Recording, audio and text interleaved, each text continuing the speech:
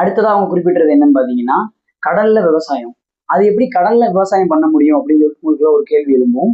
கடல்லனா தண்ணியில விவசாயம் அப்படின்னு சொல்லிட்டு அவங்க குறிப்பிடல. அவங்க சொல்றது கடல் பரப்புல விவசாயம் பண்ற பத்தின டெக்னாலஜியை பத்தி தான் அவங்க வந்து அதில் எக்ஸ்பிளைன் பண்ணியிருக்காங்க. அது எந்த அளவுக்கு அப்படின்னா, கடல் பரப்பு வந்து உலகத்திலேயே மிகப்பெரிய பரப்பளவா இருக்கும். அதன் மூலியமா விவசாய உற்பத்தி அதிகமா பண்ணலாம்.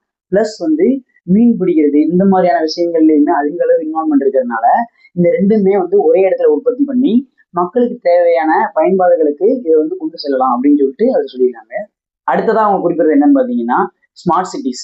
ஸ்மார்ட் சிட்டிஸ்னா என்ன அப்படின்னா, ஏஐ மூலியமா எல்லாத்தையுமே கண்ட்ரோல் பண்றது தான் வந்து ஸ்மார்ட் சிட்டிஸ். இந்த டிராபிக் கண்ட்ரோல்ஸ் இந்த மாதிரியான சிஸ்டம்ஸ் இது எல்லாத்துலேயுமே மனிதனோட ஆதிக்கம் வந்து குறைவான அளவும் ஏஐயோட ஆதிக்கத்தை வந்து அதிக அளவும் இம்ப்ரூவ் பண்றது தான் வந்து இந்த ஸ்மார்ட் சிட்டிஸ்.